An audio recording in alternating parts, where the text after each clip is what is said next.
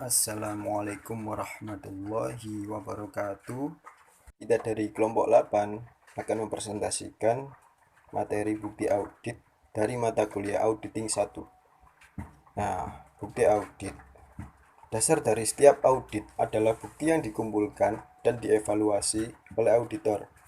Auditor harus memiliki pengetahuan dan keterampilan untuk mengumpulkan bukti audit yang tepat dan mencukupi dalam setiap audit untuk memenuhi standar profesi. Nah, bukti audit ini adalah serangkaian informasi tentang laporan keuangan perusahaan. Apakah susunan laporan keuangan perusahaan telah dibuat sesuai prinsip-prinsip akuntansi yang berlaku atau tidak? Nah, jadi auditor itu harus bisa mengecek laporan akuntansi tersebut apakah sudah sesuai dengan standar prinsip akuntansinya, seperti prinsip entitas ekonomi, prinsip periode akuntansi, prinsip satuan moneter, dan prinsip-prinsip lainnya. Sifat bukti. Bukti audit telah didefinisikan setiap informasi yang telah digunakan oleh auditor untuk menentukan apakah informasi yang diaudit telah dinyatakan sesuai dengan kriteria yang ditetapkan. Bukti audit mencakup informasi persuasif, yaitu perhitungan auditor atas sekuritas yang dapat diperjualbelikan dan informasi yang kurang persuasif atau respon atas pertanyaan dari para klien. Selanjutnya yaitu keputusan bukti audit. Keputusan penting auditor adalah menentukan jenis dan jumlah bukti audit yang tepat. Ada 4 keputusan mengenai bukti audit. Yang pertama, prosedur audit yang akan digunakan. Yang kedua, berapa ukuran sampel yang akan dipilih untuk prosedur tersebut. Yang ketiga, item-item mana yang akan dipilih dari populasi. Dan yang terakhir, yang keempat, kapan melaksanakan prosedur tersebut.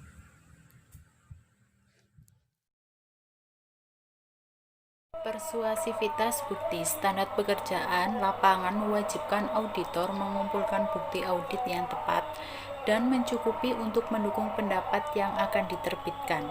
Penentuan persuasif meliputi ketepatan bukti, relevansi bukti, reliabilitas bukti, kecukupan, dampak gabungan, dan persuasivitas dan biaya. Jenis-jenis bukti audit ada 8. Yang pertama, pemeriksaan fisik. Pemeriksaan fisik adalah inspeksi atau perhitungan yang dilakukan auditor atas aktiva atau aset berwujud. Yang kedua, konfirmasi. Konfirmasi menggambarkan penerimaan respon tertulis langsung dari pihak ketiga yang independen yang memverifikasi keakuratan informasi yang diminta oleh auditor. Yang ketiga, inspeksi. Inspeksi atau adalah pemeriksaan oleh auditor atas dokumen dan catatan klien untuk mendukung informasi yang tersaji atau seharusnya tersaji dalam laporan keuangan. Dokumen yang diperiksa oleh auditor adalah catatan yang digunakan klien untuk menyediakan informasi bagi pelaksanaan bisnis dengan cara yang terorganisasi, yang bisa juga dalam bentuk kertas, bentuk elektronik, atau media lain. 4. Prosedur analitis. Prosedur analitis terdiri dari evaluasi informasi keuangan melalui analisis atau hubungan masuk akal antara data keuangan dan non-keuangan. 5. Wawancara dengan klien.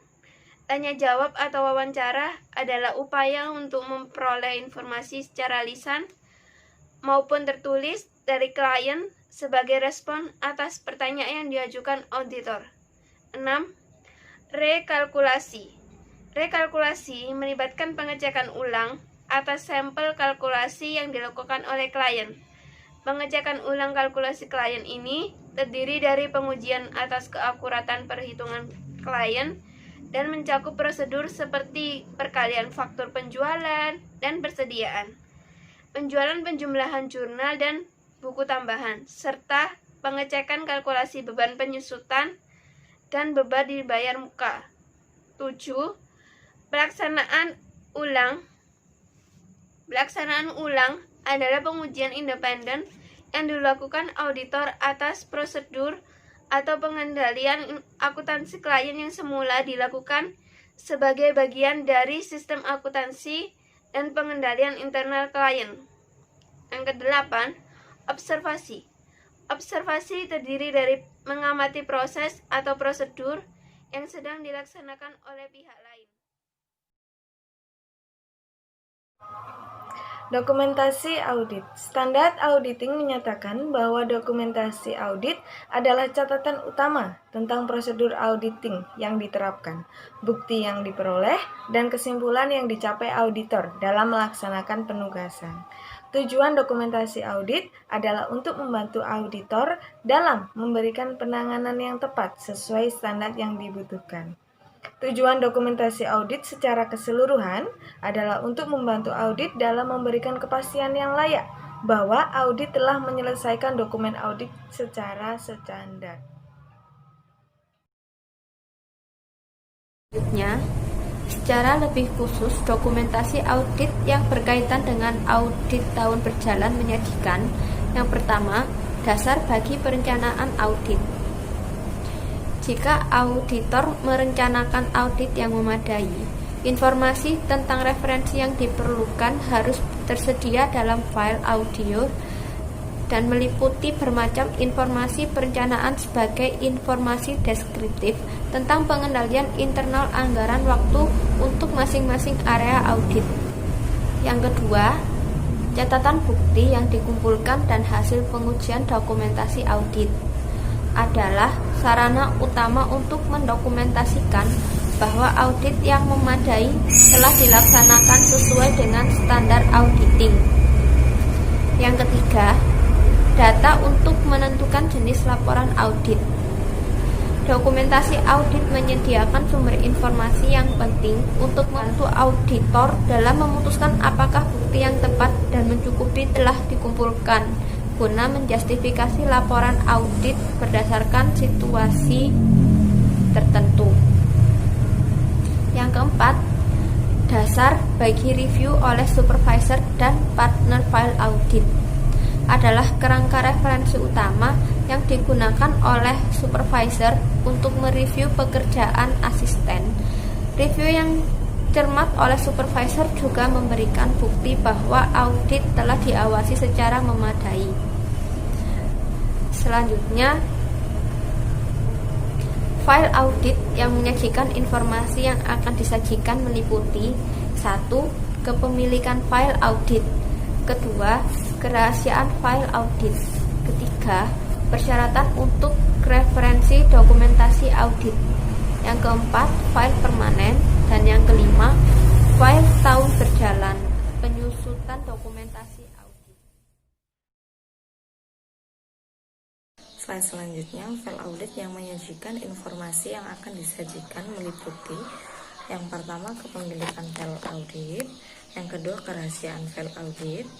Yang ketiga, persyaratan untuk retensi dokumentasi audit. Yang keempat, file permanen. Dan yang kelima, file tahun berjalan, penyusunan dokumen dari audit. Yang pertama yaitu kepemilikan file audit, di mana auditor harus jelas mengaudit sebuah perusahaan dengan kepemilikan file audit sesuai dengan perusahaan yang mereka audit. Yang kedua yaitu kerahasiaan file audit, di mana dokumentasi audit yang disiapkan selama penugasan termasuk schedule yang disiapkan oleh klien untuk auditor adalah properti auditor. Satu-satunya waktu di mana orang lain termasuk klien memiliki hak hukum untuk memeriksa file itu adalah ketika mereka dipanggil oleh pengadilan sebagai bukti hukum, titik pada akhir penugasan file.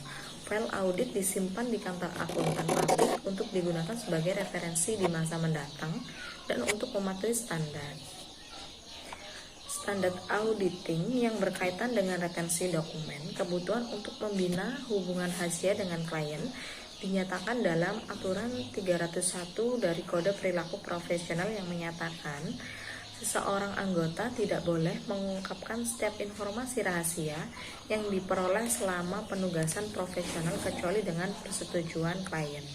Kemudian untuk persyaratan untuk retensi dokumen audit, yaitu Standard Auditing AICPA, menunjukkan bahwa auditor harus menyusun file audit akhir dalam waktu 60 hari setelah tanggal rilis laporan audit. Setelah tanggal ini, auditor tidak boleh menghapus atau membuang setiap dokumentasi audit selama periode retensi catatan, yaitu minimal 5 tahun untuk entitas non-publik dan 7 tahun untuk perusahaan publik. Auditor harus mendokumentasikan alasan atas setiap perubahan setelah tanggal penyelesaian file itu. Kemudian ada file permanen atau permanent file, berisi data yang bersifat historis atau berlanjut yang bersangkutan dengan audit saat ini. File ini menjadi sumber informasi yang kaya tepat audit yang dari tahun ke tahun semakin penting. File permanen umumnya meliputi hal-hal berikut. Yang pertama, kutipan atau salinan dari dokumen perusahaan yang terus penting, artinya seperti contohnya pendiri anggaran rumah tangga, akte pendirian, perjanjian obligasi, kontrak, dan lain-lain. Selanjutnya ada analisis akun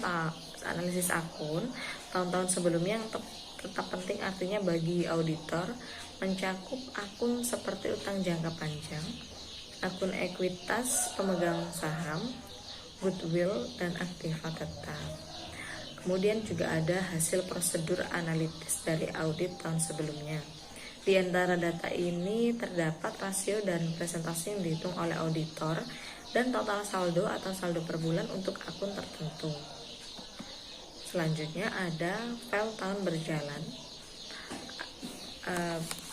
juga disebut dengan current file, yang mencakup semua dokumentasi audit yang dapat diterapkan pada tahun yang diaudit.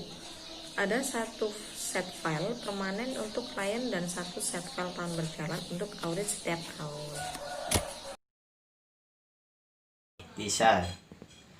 Ikhtisar bagian yang penting dari setiap audit adalah menentukan jenis dan jumlah bukti audit yang tepat yang harus dikumpulkan. Dokumentasi audit merupakan bagian yang penting dari setiap audit dalam rangka merencanakan audit secara efektif. Menyediakan catatan bukti yang dikumpulkan dan hasil pengujian. Memutuskan jenis laporan audit yang tepat dan mereview pekerjaan asisten. Sekian presentasi dari kelompok kami. Thank you for your nice attention. Wassalamualaikum warahmatullahi wabarakatuh.